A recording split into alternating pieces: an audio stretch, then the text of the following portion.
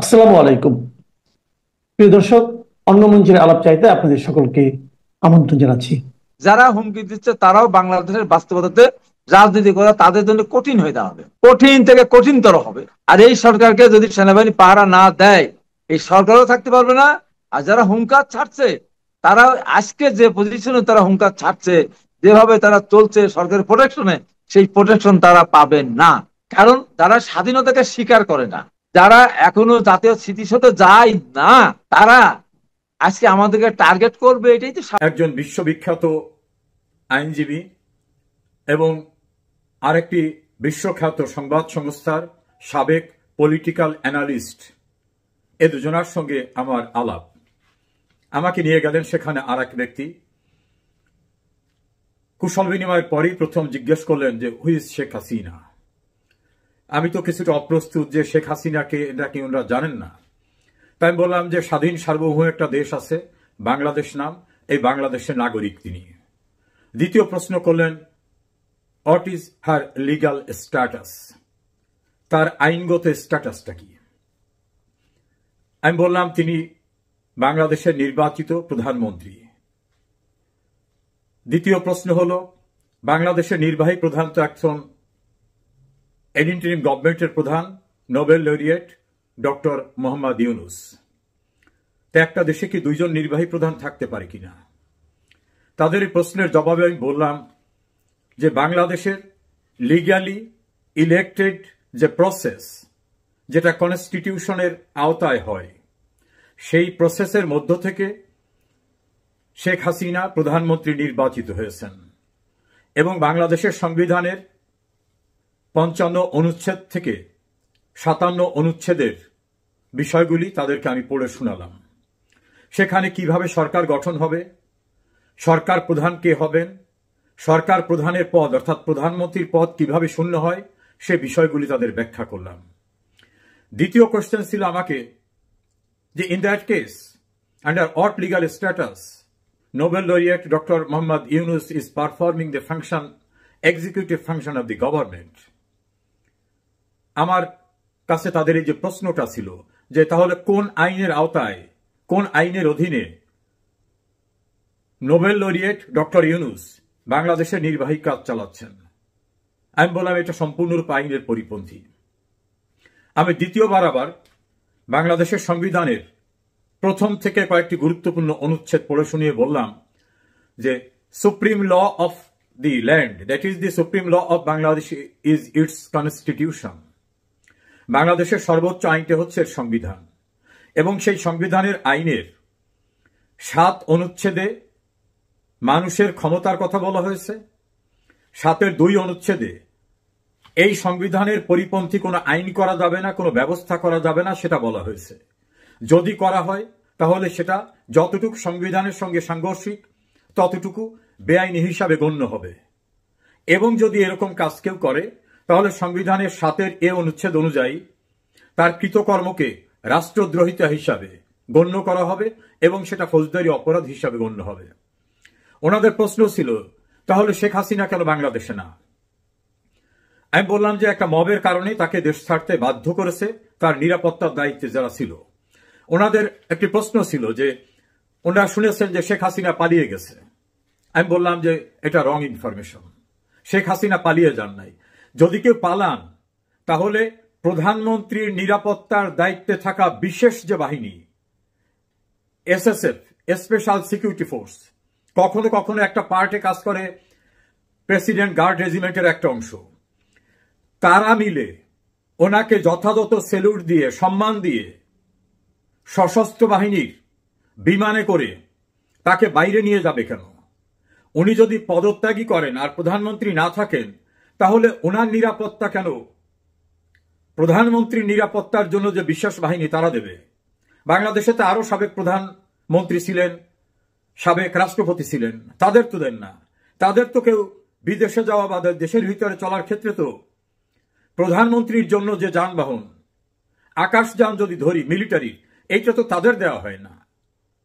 আমি আরো ক্লিয়ার করলাম যে হঠাৎ করে একটি মবের কারণে তার লাইফ সিকিউরিটি যখন কোয়েশ্চেনেবল হয়ে গেল, লাইফ থ্রেট, তখন তার জীবনের নিরাপত্তার দায়িত্বে নিয়োজিত ব্যক্তিরা প্রধানমন্ত্রী হিসাবে তাকে সম্মানের সঙ্গে প্রধানমন্ত্রী যে গাড়িতে চলতেন সেই গাড়িতে এয়ারপোর্টে নিয়ে সেখান থেকে সশস্ত্র বাহিনীর বিমানে এবং ওই নিরাপত্তা সহ তাকে দেশের বাইরে নিয়ে এসে রাখা হয়েছে। তিনি সেখানেও কোনোভাবেই সাবেক প্রধানমন্ত্রী হিসাবে ট্রিটেড হননি। তিনি সেখানে অন্য কোনোভাবে ট্রিটেড হয়েছেন এই কথাটা কোনো জায়গার থেকে আসেনি। ওনারা বললেন যে we came to learn that she has resigned. আমি বললাম না, তিনি রিজাইন দিয়েছেন। এটা বাংলাদেশের যিনি প্রেসিডেন্ট তাকে একটা ইন্টারভিউ নিয়েছিলেন। বাংলাদেশের one of the famous journalist, মানব জমিনের প্রধান সম্পাদক মতিউর রহমান চৌধুরী, তিনি জিজ্ঞেস করেছিলেন রাষ্ট্রপতি শাহাবুদ্দিনকে। তিনি বলেছেন আমার কাছে প্রধানমন্ত্রীর কোনো পদত্যাগপত্র নাই। সাইমালটেনিয়াসলি প্রধানমন্ত্রী ভারতে অবস্থান করা অবস্থায় তার একটি বক্তব্যে বলছেন আমি রিজাইন দেইনি, I am very much prime minister. এই দুটো সমন্বয় করে ওনাদের বললাম এবং ওনারা একটু চেকও করলেন। কয়েক মিনিট আমাকে অপেক্ষমান রেখে তারা চেক করলেন। চেক করে দেখলেন যে আমার এই তথ্যটা সঠিক আছে। প্রধানমন্ত্রীও দাবি করছেন যে শি হ্যাজ নট রিজাইন, রাষ্ট্রপতিও বলছেন তার কাছে প্রধানমন্ত্রীর পদত্যাগপত্র নেই। তখন আমি ক্লিয়ার করলাম যে she is very much prime minister. Then question was put to me, তার পলিটিক্যাল স্ট্যাটাস কি। আমি বললাম উনি হচ্ছেন একমাত্র পলিটিক্যাল লিডার যিনি একটি দলকে ৪৪ বছর নেতৃত্ব দিচ্ছেন ১৯৮১ সাল থেকে। আমাদের ইন্ডিয়ান সাবকন্টিনেন্টে, ভারত উপমহাদেশে তো দূরের কথা, পৃথিবীর অন্য কোনো দেশে এত দীর্ঘ সময় কোন রাজনৈতিক দলের প্রধান হিসেবে কেউ দায়িত্ব পালন করেছেন বলে আমার জানা নেই। এবং আমি বললাম যে ওনার রাজনৈতিক জীবন স্টুডেন্ট লাইফ থেকে, সেই হিসাব যদি করি তাহলে পৃথিবীর এই মুহূর্তে যারা রাজনীতিতে সক্রিয় আছেন তার চেয়ে সিনিয়র পলিটিশিয়ান অন্য কেউ নাই। বয়সে নয়, পলিটিক্সের লেন্থ অফ পলিটিক্যাল অ্যাক্টিভিটিস, এবং পলিটিক্যালি তিনি এখনো অ্যাক্টিভ। দেন কোশ্চেন ওয়াজ তাহলে কি তিনি উনি পদ ছাড়েন না? আমি বাংলাদেশের আওয়ামী লীগের কাউন্সিলের প্রভিশনটা উল্লেখ করলাম যে সেখানে ওপেন করে দেওয়া হয় যে প্রেসিডেন্ট পদে, সেক্রেটারি পদে কেউ প্রার্থী কিনা, প্রস্তাব আসে, সমর্থন আসে। এমনকি উনি একটি কাউন্সিলে বলছিলেন যে আমি আর থাকতে চাই না, কিন্তু ওনার বিকল্প কোনো ক্যান্ডিডেট সভাপতি পদে পাওয়া যায়নি। এভাবে তিনি ৪১ বছর সভাপতির দায়িত্ব পালন করছেন। সেক্রেটারি, জেনারেল সেক্রেটারি চেঞ্জ হয়, সভাপতি পদেও চেঞ্জ হয়, কিন্তু ওনার বিকল্প কোনো প্রার্থী ওনার সমমানের বা ওনার চেয়ে বেটার হবে এরকম কোনো প্রার্থী এখনো আসে নাই, ক্যান্ডিডেটচার কেউ থ্রুও করে নাই। দেন কোশ্চেন তাহলে উনি দেশে যান না কেন? তা বলেন এই সেই দেশ যে দেশে স্বাধীনতার পরাজিত শত্রুরা বিদেশি সাহায্য নিয়ে ফাউন্ডিং ফাদারকে ব্রুটালি কিল করেছিল। সাবসিকুয়েন্টলি যিনি সামরিক শাসক হয়ে রাষ্ট্রপতি হয়েছিলেন জেনারেল জিয়াউর রহমান, তিনিও খুন হয়েছিলেন। জিয়াউর রহমানের সঙ্গে সম্পৃক্ততায় বিরোধের সঙ্গে আর এক জেনারেল খালেদ মোশাররফ, তিনিও খুন হয়েছিলেন। এরকম ভাবে আমি অনেকগুলো ঘটনা উল্লেখ করলাম, হিস্ট্রিক্যাল যে সকল ঘটনা, যেই দেশে যেমন সুন্দর দেশ, শান্তির দেশ, অনুরূপভাবে আততায়ীর দ্বারা বিভিন্ন সময় হত্যাকাণ্ডের শিকারে পরিণত হওয়ার মতো ঘটনা রয়েছে।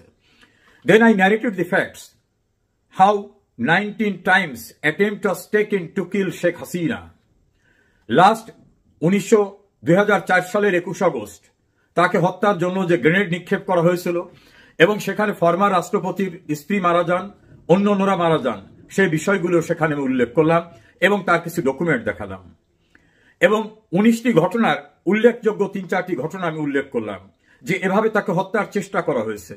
কাজে শেখ হাসিনা লাইফ থ্রেটেনিং থাকার কারণে তিনি আপাতত দেশের বাইরে, কিন্তু she is very much prime minister. আমি কাউন্টার প্রশ্ন করলাম যে তোমরা বলো আমাদের দেশের যে সংবিধান, তোমাদের দেশে তো বিধিবিধান আছে, তোমাদের দেশের কোনো আইনে যিনি কোনো ইলেক্টেড কেউ না, যিনি কোনো পার্টিকে রিপ্রেজেন্ট করেন না, তাকে নিয়ে বসিয়ে দিলে কি তিনি কেয়ার স্টারমার্কের পরিবর্তে তিনি কি দেশের প্রাইম মিনিস্টার বা সিমিলার পজিশন হোল্ড করতে পারবেন? ওরা বলল ডেফিনেটলি নট। তাহলে বাংলাদেশের সংবিধানে তত্ত্বাবধায়ক সরকার ব্যবস্থা একসময় ছিল, সুপ্রিম কোর্ট বলেছে এটা very much inconsistent with the fundamental structure of constitution, supreme court সেটাকে বাতিল করেছে। ফলে বাংলাদেশে এখন তত্ত্বাবধায়ক বা অন্তর্বর্তীকালীন সরকার বলতে কোনো বিধান নাই এবং প্রধান উপদেষ্টা নামে কোনো উপদেষ্টাও নাই। সেই সাংবাদিক প্রশ্ন করলেন ইফ হি ইজ অ্যাডভাইজার, তিনি কাকে অ্যাডভাইস করেন, কোন গভর্নমেন্টকে অ্যাডভাইস করেন? আমি বললাম এটা আমি জানি না। ওই অ্যাডভাইজারকে বাংলাদেশের আরেকটি জনপ্রিয় দৈনিক ডেইলি নিউজের এডিটর নুরুল কবির প্রশ্ন করেছিলেন যে আপনি তো প্রধান উপদেষ্টা, আপনি উপদেশ দেন কাকে? উনি জবাবে বলছেন তো ভেবে দেখিনি। তো ওনারা দুজনই তখন হেসে দিলেন, সেই আইনজীবী ব্যারিস্টার সাহেব এবং সাংবাদিক। আমি আবার সেটা লিঙ্কটা বের করে শোনালাম ওনাদেরকে। তাহলে ওনারা বললেন গভর্নমেন্ট চলছে কিভাবে? আমি বললাম সম্পূর্ণরূপে ইলিগালি চলছে। এর কনসিকুয়েন্স কি? আমি কনসিকুয়েন্স ডেমোক্রেটিক কোন গভর্নমেন্ট আসলে সে সময় তারা ডিসাইড করবে, ও তারা যদি এটাকে বৈধতা দিয়ে দেয়। আমি বৈধতা দেওয়া যায় কতটুকু? Which are not contradictory with the provisions of constitution. সংবিধানের সঙ্গে যেটা সাংঘর্ষিক সেটুকুকে বৈধতা দেওয়ার কোনো সুযোগ নেই। এই প্রসঙ্গে আমি বঙ্গবন্ধু হত্যাকাণ্ডের যে বৈধতা দেওয়া হয়েছিল, জিয়াউর রহমান ক্ষমতা আরোহণ করেছিলেন, চাকরিজীবী অবস্থায় তিনি প্রেসিডেন্ট হয়েছিলেন, সেটাকে বৈধতা দিয়ে পার্লামেন্টের নিরঙ্কুশ সংখ্যাগরিষ্ঠতা দিয়ে সংবিধানের যে সংশোধনী আনা হয়েছিল, পঞ্চম সংশোধনী, সেটা উল্লেখ করলাম। তার ফলাফল চূড়ান্তভাবে সুপ্রিম কোর্ট কি বলল সেটাকে বললাম, এবং আমি সেই লিঙ্কটা দেখালাম। তখন তারা বললেন যে তাহলে ইউনুস কি বেসলেস, নো লিগাল বেসিস? আমি বলি ইউনুসের কোনো লিগাল বেসিস নাই। আর আমাদের যে সংবিধান, এই সংবিধানটা এখনো বলবৎ আছে। এই সংবিধানের বিকল্প কোনো আইন তৈরি হয়নি। বিকল্প যদি আইন না থাকে তাহলে এটাই সর্বোচ্চ আইন, এবং এই আইনের বাইরে গিয়ে অন্য কিছু ক্লেম করার কোনো সুযোগ নেই।